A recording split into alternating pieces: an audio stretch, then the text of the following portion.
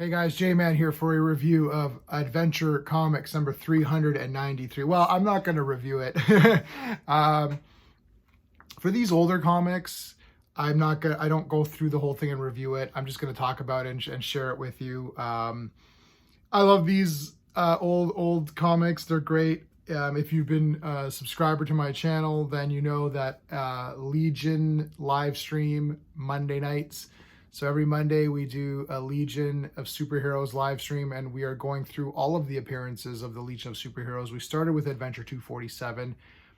We're still in Adventure Comics. We're in the 320s now. So check those out. There is a playlist if you're interested in this kind of a thing. Superman is my favorite character of all time, not just in comic books, but in any format. So, and that sort of includes the Super family. Like I love Superboy. I've done a few Superboy videos. I love Supergirl. I collected the Peter David series. That was where I was kind of first really heavy into Supergirl. And that is the post-crisis Supergirl, which is not really Kara and, and then I've kind of kept up with Supergirl here and there as it's gone on. But going back and reading these has been really fun for me. And so I've been getting, my plan is to own all the issues of Adventure Comics, at least from 300 and on. So that 300 is where the Legion gets heavy. They're heavily involved in it. They're like the main storyline. And then it moves to Supergirl and Superboy. And I love Superboy. I'm going to get all the Superboy issues. And I'm going to get all of the Adventure Comics. I might get all the Supergirl issues as well. I'm kind of toying with that idea. You can't get everything Superman. That's impossible. But I do read a lot of those digitally. And I grab Superman stuff action whenever I can. So normally I would use my space system, story, pacing, artistry, characters, enjoyment to review this comic, but I'm not going to do that. I'm just going to talk about it. So basically, this is Adventure 393. My copy is like a bit beat up, but that's okay. Somebody wrote, I guess, a date out of it on it, 3/24, March 24th, maybe. I don't know. So we start off here. There's always like sort of a second cover. So we've got the cover here. A lot of Adventure Comics covers, tend to focus on, shock value. Oh my God, everyone hates Supergirl. What's going on? And do they really hate her? Who knows? So, and then there's usually a kind of a B cover in here. And then this cover is usually a spoiler cover, which, I mean, today you'd call this a spoiler. Yesterday you'd call this, enticement, right? Like you'd be like, oh man, there's a guy with a bomb. He's going to blow up this woman. Like, I got to read this comic. This guy with the bomb here, he's going to throw it on here and kill these people. It's like, wow, I got to read this. Nowadays, you'd be like, oh, that's a spoiler. Okay, so we have Linda Danvers with her boyfriend here at the Stanhope Drive-In. They're watching some cheesy movie here. Linda really loves this actress, which will come into play later, unlike a lot of things that happen in Adventure Comics where there's like a panel and you're like, is this going to mean anything? Nope, and then it never means anything. So she's with her boyfriend. They go to this guy, and this guy here, what's his name? Professor Miles Morrison. Thought they were going to say Miles Morales. That would have been very weird. But he has developed this crime predicting machine. Pretty good technology, all right? I mean, come on. And Linda's great here. I actually really like the art. I think it's very clean. And it's just bright, and I find that these older comics are a lot better and brighter than you would think that they are. Nowadays, you've got this gloss paper on every page, and then it just makes every page look great. But this still looks pretty good. And I wanted to say one other thing too. I love the blue dress. I like this outfit. I used to like the red dress, and I'm kind of converted. It's just maybe reading so many of these old ones, I'm now just growing used to that outfit. So to me, that kind of is like your Supergirl outfit. Love her hair too. So anyways, Supergirl shows up and it's like, well, what is this going to predict? What are you predicting here? And it's like, well, this princess woman is going to die in an explosion and in like 5 minutes or something. She's like, oh my God.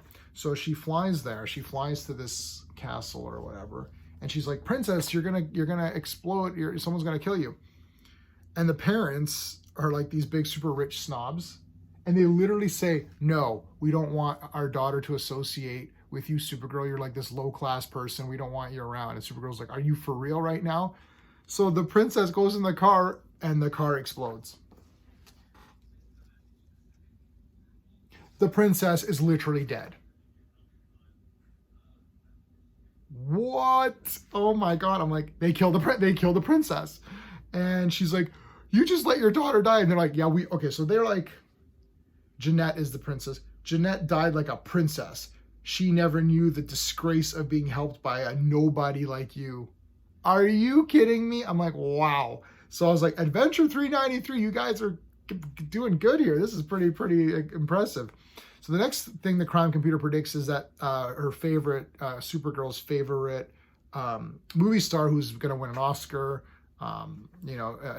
even though there's Audrey Hepburn around and Barbara Streisand, even the stars like, am I going to really beat these two? But anyway, but she's going to be disgraced or something. So Supergirl comes to help. And this girl's like, no, I don't. She's being blackmailed. She's like, no, I don't want your help, Supergirl. You're trash. It's like, what? So again, this girl's like, no, I don't want your stupid help. And Supergirl's. A lot of these adventure comics, especially these older ones, they all revolve around, Superboy crying or being treated like crap or Supergirl being treated like crap. As a kid, I'd be thinking like, do I really want to be a superhero? Like everyone hates me all the time. But still. What I like about Supergirl is that even in the face of all of this crap she's taken, she's still Supergirl. She still wants to do what's right. She's a great character. So she goes to Superman. She's like, Superman, what's going on? Like, people are being weird to me. And Superman's like, well, that's how it goes, Supergirl. He's like, one day you're hot, one day you're not. What do you want me to do about it? Doodles. And you're like, Superman, dude, what, she's crying. Supergirl's crying. This is terrible. This is just terrible. It's just, Superman, you're a big meanie. Go away, So then Supergirl comes back. She's like, okay, well, what's going on with this machine, right? Everyone's booing her, saying she's trash, can't do anything, throwing crap at her like on the cover. Like, what the heck?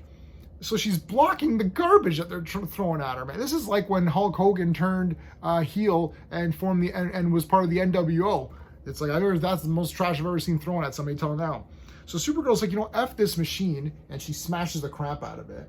And then Professor Miles Morales, or whatever his name is, Morrison, he's like, oh, you destroyed my machine, And she's like, fine, I'll put it back together. She puts it back together, she's like, fine, here, it's back together, and now it's going to predict something. So then he reads what it predicts. Oh, my copy is falling apart here. Hold on a second. This is what happens. You get old comics. It is what it is. They tend to fall apart. I'm gonna keep this. Yeah. So he predicts. He's like, Professor Morrison will be imprisoned for theft. He did not invent the crime computer. He stole the plans from Professor Anatoly. I can never say this name. It's and I can't even say the proper name. It's Mixie Pitlick backwards. So he's like, what? You tricked me into saying my name backwards. And oh, ho, ho, ho, ho. It was all just magic. It was a trick. It wasn't real. Everyone still loves Supergirl. And look, see, she's happy. So she caught on to this little scheme of Mr. Mixie Pitlick, who I can never say his name forward or backwards. If I was actually him, I would win because I could never say my own name forward or backward. So there you go. That was that story. There's a second story. You always get two for the price of one here on Adventure Comics. And the second story is big surprise. They're trying to figure out her identity. Every damn story involves somebody learning the identity or not or whatever. So, what's her name? Jan, I think. Yeah, Jan. So her roommate, I can show it to you this way with just the page. Jan's roommate knows all these things about Supergirl. So apparently at the college, at Stanhope College, there is actually a Supergirl class you could take, like a course. Sign me up for that one. That's cool. You get a little mini origin here. Like Jan knows the origin of the bottled city of Kandor, which is like a city that so when Krypton exploded, this city kind of like blasted out. And then Kara's dad created like Zor-El created like a plastic kind of field around it, so it's like it was protected. But then this kryptonite formed there, so they had to leave. Supergirl had to leave, so Kara left. In the meantime, her parents got saved, and they're in the bottled city of Kandor. So there's a whole thing going on. But how does this Jan know this? This is crazy. Even I didn't know that, and I'm reading this comic, and she knows more than me. So this Jan is like, going to ace this course. That's for damn sure. Turns out she has possession of a Supergirl robot. So she brings the robot to class, like show and tell, like, oh look, here's the Supergirl robot doing all these cool tricks. And Linda's like, how did you get a Supergirl robot? And she's like, oh, I found it in this tree. You're like, oh damn, that's the hiding place for the Superbots. They're always in trees. So Supergirl's like, oh, I better reprogram that. Yeah, think? She reprograms it to only recognize her voice pattern. This girl, in the meantime, Jan was able to mimic the voice of Supergirl. Go figure. So she continues to impress everybody in the class with her knowledge of Krypton and things like this three style river. There's 3 different types of water flowing down with different animals in each water. That's kind of weird. I'm not always a fan of these. I do like the idea of like, oh, Krypton has all this weird stuff, but sometimes it's like, I don't want to know too much about it because I feel like there's going to be a lot of room for contradiction. Like, hey, this comic said this, well, this one said that, right? They can barely keep the Superman mythos straight anyways. Don't start introducing Krypton. I know they had sections at the end of Adventure Comics or even Action and Superman, where it was like Tales of Krypton and all that. And those were kind of neat. So, even though I'm kind of saying I'm not a big fan of it, it's still kind of cool. And at least it's inventive. So there's that. So now Supergirl, Linda has a Legion ring, but it's, she's like, oh, it's like, I don't know why Jan thinks that like she would have this ring proves anything. It's just so weird. But Linda also has a gift, which is like this plant thingy that Supergirl gave her. That's like a rare plant from another planet or whatever. So Linda's like, oh, everyone thinks I'm Supergirl. So she like, she uses the plant, she uses her super ventriloquism to talk to, it's always convoluted. All of these comics are always convoluted. So she uses her super ventriloquism to whisper to people so that they feel that Supergirl's talking to them. And she makes believe that it's part of the plant. Like this plant projects Supergirl's thoughts to people. And since it's Linda's plant, it's been kind of bonded with Linda. So it also gives people Linda's thoughts. So that's why her roommate Jan is like, oh, that's why I thought you were Supergirl, because the plant was messing with me. Okay. There's a cool part here where they show things that Supergirl gave them. So she gave some of the classmates gifts. So here she did her signature out of metal and formed a Supergirl signature out of metal. Here she literally gave this guy an imprint of her face. So she took like a metal thing and like headbutted it and then it made an imprint of her face. That's kind of neat. Where's my Supergirl gift? I got statues, but I want more. I want something from her. So again, this is just the memories. I'll just show you quickly some of the memories here. So it's like, oh yeah, these guys were imprisoned. It's like, I don't remember doing that. Oh, that Supergirl did that. So that's where you learn that it was all just these memories that were from this plant, but it was all a lie because the plant does not actually do that. It was her super ventriloquism that placed that like spoke it really whispery into their ears, and then they thought that they were remembering it or something. So anyway, and you find out that Jan learned all of this secret information because Linda talks in her sleep. So at the very end here, she's like, well, I'm gonna fix it so that I don't talk in my sleep anymore. That's it. We're done. So again, I'm not gonna rate this comic. I love it. I love all of these old comics. It's just weird. I mean, I could come up with a number out of 10, but I really don't like doing it because I want people to just enjoy these for what they are. And I think they're really fun. And I love these comics. So that's it. There's not really anything to say. As I said, Legion Monday. So 3 Mondays out of the month, We do a Legion live stream every Monday. Starting next week, so starting August 18th, we are doing Fourth World Fridays to honor the great King of Comics, Jack Kirby. So in his honor, we are going to go through just his Fourth World stuff. We're going to probably do three issues a stream, so it'll be a live stream.